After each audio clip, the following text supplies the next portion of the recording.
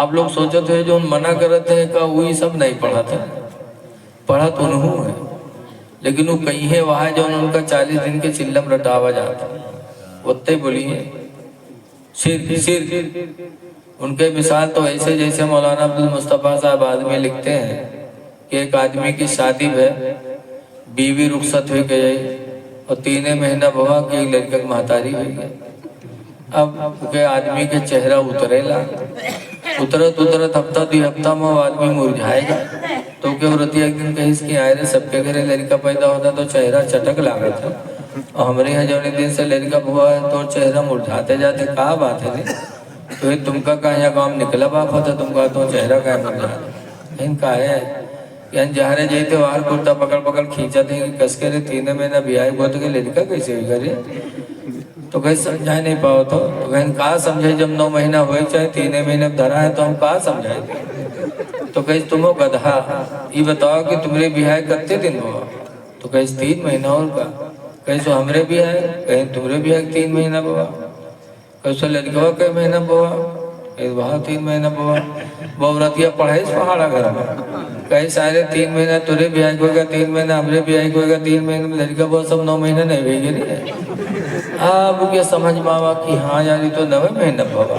پڑھا دی اس پہاڑا گھر میں اب گاؤں والے پر کھپا کہ اب کو انوسار بول دیتوں کہ خیریت نہیں اب صبح اٹھا پھر گاؤں نکلا کونو پھر کرتا پکڑ کے کھینچی کہیں سارے کسکے رہے 3 مہینہ تورے بیاہ بہت گئے لڑکا کیسے ہوئی گئے بل لڑی گا اسے کہیں کہاں 3 مہینہ بوئے 9 مہینہ تو بھوا ہے وہ 3 مہینہ ہمرے بیاہ کوئی گا 3 مہینہ میں ہرو بیاہ کوئی گا 3 مہینہ میں لڑکا وہ سب 9 مہینہ نہیں ہوئی گئے پورا گاؤں یہ لنگو اکیلے وہ ہے بکے جو عورتیاں رٹائے تھی لیکن اے لوگوں ہمیں تو اپنے نبی کی زندگی کافی ہے صحابہ کی زندگی کافی ہے حضرت عثمان غنی رضی اللہ تعالیٰ جو ایک دن قبرستان پہ رو رہے تھے لوگوں نے دیکھا تو پوچھا تذکر الجنہ ولا تبکے اے عثمان تم جنت کا بیان کرتے ہو روتے نہیں ہو وَتَذْكُرُ النَّارَ وَلَا تَبْكِي اور جہنم کا تذکرہ کرتے ہو روتے نہیں ہو لیکن قبرستان پہ آ کے روتے کیوں تو حضرت عثمان نے کہا تھا کیوں نہ رو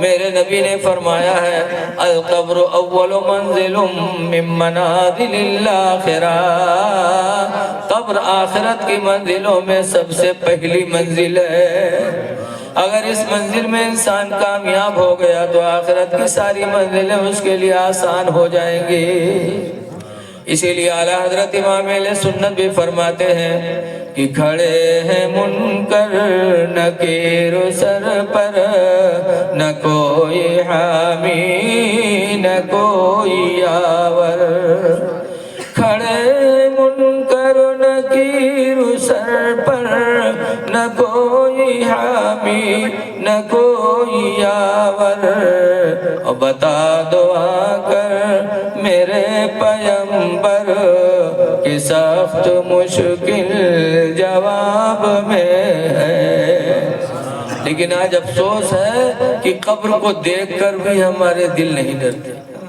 ہم سب کے دل بہت ڈھیٹ ہو گئے جیسے بتاؤ تھے بڑھوا رہا ہے بیمار بہت ہو کے لڑکاؤں کا گھیر گھار کے بیٹھے ابا ہی بات ابا بات تو بڑھوا کہتے بھئیا رہے ہم بچبائی نہ کہیں تب ابا تو بڑھوا کہ جو ہم مر جائے نا تو ہمارے کفن میں پران کپڑا دیا لڑکوں کہنا ابا یوں کہاں ہو سکتا ہے کہ تو ہمارے لیے گھر بنا زمین خریدو سب کچھ کیوں مر جائے ہم لوگ پران کپڑا دے گاؤں والے کہا کہیں ابا تو بڑھوا کہتے گاؤں والے چکر میں سارے ان کو پھنسائے دے رہے تم لوگ کہیں کہا ہے ابا کہیں نہ پران کپڑا میں لپیٹ کے رکھے قبر میں تاکہ جب منکر نکیر رہی ہیں حساب لے دیکھیے کفن قرآن تو کہیں یہ تو بہت پہلے مر چکا ہے کہیں حساب ہوئی گا تو چھوڑ چھاڑ چلے جائیے اور نوا کفن میں لپیٹ کر اتنی جڑتے جڑ جائیے کہ نہ جڑی ہیں رے بتاؤ ایسے دلال بڑھوا پڑے ہیں کہ زندگی بھر تو دلالی کروے کہ انہیں مرے کے بعد ہوں سوچا تھا کہ 420 کے لیے لیکن اے لوگوں قبر بڑی کٹھن منزل بڑی کٹھن منزل ہے قبر صحابہ رویا کرتے تھے اللہ کے رسول صلی اللہ علیہ وسلم قبروں پہ جاتے تھے تو آنکھیں نم ہوتی تھیں لہذا آئے لوگوں موت کی تیاری نمازوں کی پابندی کرو. آج ہماری نمازیں چھٹ رہی ہیں. بصرہ میں ایک بزرگ تھے حضرت ابراہیم بن ادہم. ایک دن ان کے گھر میں رونے کی آواز آئی. جزاک اللہ. اور ایسی رونے کی آواز آئی کہ محلے کے لوگوں نے سمجھا کہ شاید ابراہیم بن ادہم کے گھر میں کوئی میت ہو گئی ہے. جیسے میت ہوتی ہے تو اس کا رونا الگ ہوتا ہے کہ نہیں ہوتا بولو. محلے کے لوگ جمع ہو گئے, سب نے اپنے گھر سے نکلنے لگے کہ ابراہیم بن ادہم کے گھر میں میت ہو گئی. جب لوگ پہنچے تو دیکھا ابراہیم بن ادہم زاروں قطار رو رہے ہیں. پوچھا حضرت کس کا انتقال ہو گیا؟ کا انتقال کسی کا نہیں. کہا پھر کیوں رویا جا رہا ہے؟ تو ابراہیم بن ادہم فرماتے ہیں میت ہو جاتے تو میں نہ روتا, لیکن آج افسوس کہ میری نماز چھوٹ گئی ہے. یہ بزرگ تھے, ایک وقت کی نماز اگر چھٹتی تھی تو ایسا روتے تھے لگتا تھا گھر میں کوئی میت ہو گئی. اور آج ہماری نمازیں سب چھٹ رہی ہیں اور ہمیں ذرہ برابر احساس تک نہیں ہے. اے لوگوں, نمازیں پڑھ لو, اس لیے کہ نماز کے بغیر اللہ کبھی ہم سے آپ سے راضی نہیں. نماز کا فائدہ بھی ڈاکٹر صاحب نے بتایا ہی ہے. اب ہم لوگ کیا بتائیں؟ جو انہوں نے دنیاوی فائدہ بتایا حقیقت میں انہوں نے بہت صحیح بات کی. لیکن نماز کا فائدہ نقصان قرآن کریم 30ویں پارے سے سنو کہ جہنم میں ہوں گے, چلائیں گے تو ان سے پوچھا جائے گا ما سلککم فی سقر, اے جہنمیوں کس وجہ سے تم لوگ جہنم میں آئے؟ تو دو جواب دیں گے. قالوا لم نک من المصلین, کہیں گے ہم نماز نہیں پڑھتے تھے جس کے وجہ سے جہنم میں آئے. وَلَمْ نَكُ نُطْعِمُ الْمِسْكِينَ, اور ہم غریبوں کو کھانا نہیں کھلاتے تھے. نماز نہ پڑھنا, غریبوں کو کھانا نہ کھلانا, یہ جہنم میں جانے کی نشانی ہے. اس لیے لوگوں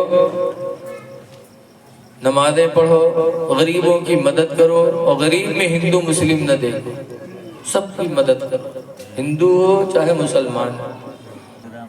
کلوا من طیبات ما رزقناکم, کھاؤ پاک چیز جو ہم نے تم کو عطا کیا. لیکن آج اس دور میں یا کچھ ایسے ہیں جو پاک چیز کو بھی حرام کہہ دیتے ہیں. جیسے نیاز کرا تو نیاز کا کھانا حرام بتاتے ہیں, جبکہ قرآن میں لکھا ہے کلوا مما ذکر اسم اللہ علیہ. ماشاءاللہ, کھاؤ اس پاک چیز کو جو ہم نے, کلوا مما ذکر اسم اللہ علیہ, اس کو کھاؤ جس پر خدا کا نام ذکر کیا گیا ہے. ان کنتم مومنین, اگر تم ایمان والے ہو. اگر ایمان والے ہو تو پاک چیز کو کھاؤ. بہت پہلے کئی سال ہوا, ایک دن میں وہی شب برات کے دن تقریر کرنے آ رہا تھا. سیاح سے ایک لڑکا بیٹھا بس پر, ٹوپی بھی لگائے رہا ہے. اس کے استاذ کا فون آ گیا. فون آوا تو پوچھی ادھر سے کہ حلوہ بنوایا گھر میں؟ ہاں صاحب بنا تو ہے. فاتحہ بھی کرا ہے؟ کہا دین کا نقصان کر دیا.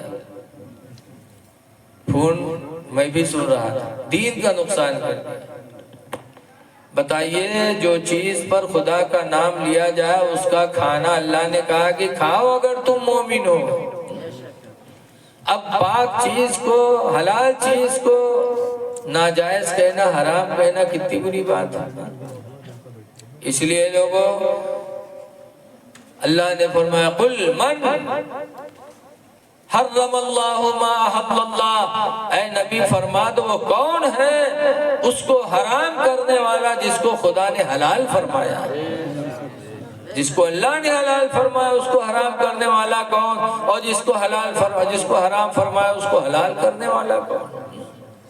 اس لیے لوگوں روزی کے بارے میں خوب صاف ستھرا کھانے کی کوشش کرو, اس لیے کہ نماز کی مقبولیت کا دار و مدار, روزے کی مقبولیت کا دار و مدار اسی پر. آج ہمارے شاداب کی والدہ کی اصالہ ثواب کی محفل ہے. اللہ کے رسول صلی اللہ علیہ وسلم ایک دن اپنی اونٹنی پر بیٹھے جا رہے تھے. حضرت عائشہ صدیقہ پیچھے بیٹھی تھی. حضرت عائشہ کا بیان ہے کہ مدینے سے نکلے تو ایک جھاڑ ملی، جھاڑ مختصر سا جنگل چھوٹا، جھاڑ ملی، اللہ کے رسول صلی اللہ علیہ وسلم اس اونٹنی سے اترے اور روتے ہوئے جھاڑ کے اندر چلے گئے۔ حضرت عائشہ گھبرا گئی کہ سرکار نے کچھ کہا بھی نہیں اور اچانک ایسے اترے اور روتے ہوئے گئے۔ تھوڑی دیر بعد سرکار واپس آئے تو مسکراتے ہوئے آئے۔ تو حضرت عائشہ کہتے ہیں اللہ کے رسول میرے ماں باپ آپ پر قربان ہوں، آپ گئے روتے ہوئے آئے مسکراتے ہوئے۔ تو حضور فرماتے ہیں عائشہ اس جھاڑ سے میں جب گزرا تو مجھے اپنی ماں آمنہ کی یاد آئی، اسی جھاڑ میں میری ماں آمنہ مدفون ہے، مجھے اپنی ماں کی یاد آئی تو ماں کی یاد میں رونے لگا، اور جب ماں کی قبر پہ گیا دعا کیا تو اللہ تعالیٰ نے میری ماں کو دوبارہ زندگی عطا کیا۔ میری ماں قبر سے نکل کر کے میری اسلام کو انہوں نے قبول کر لیا۔ اسلام کو قبول کرنے کی وجہ سے مجھے خوشی ہوئی کہ اللہ نے میری والدہ کو بھی ایمان کی دولت عطا فرما دے۔ سبحان اللہ سبحان اللہ۔ پتہ چلا دو باتیں معلوم ہوئی، ایک تو یہ کہ ماں کی قبر پہ جانا میرے نبی کی سنت ہے، اور ایسے ہی روایت حضرت عبداللہ کی بھی ہے کہ اپنے باپ عبداللہ کی قبر سے گزرے، سرکار نے دعا مانگی تو قبر پھٹی اور عبداللہ باہر نکلے اور انہوں نے ایمان کو قبول کیا۔ پھر قبر کے اندر گئے تو اس سے مسئلہ معلوم ہوا کہ حضور کے والدین مومن ہیں، اور دوسرا یہ بھی مسئلہ معلوم ہوا کہ ماں باپ کی قبروں پہ جانا میرے نبی کی سنت ہے۔ لیکن آج لوگ قبر پہ جاتے ہوئے کتراتے ہیں، قبر پہ جایا کرو۔ حضور فرماتے زور القبور، قبروں کی زیارت کیا کرو، لِأَنَّهَا تُذَكِّرُ الْآخِرَةَ، اس لیے کہ قبر کی زیارت تم کو موت کو یاد دلاتی رہے گی۔ قبر پہ جاتا ہے انسان تو موت تو یاد آتی ہی ہے۔ قبر پہ جایا کرو، ماں باپ کی قبروں پہ خاص طور سے جایا کرو۔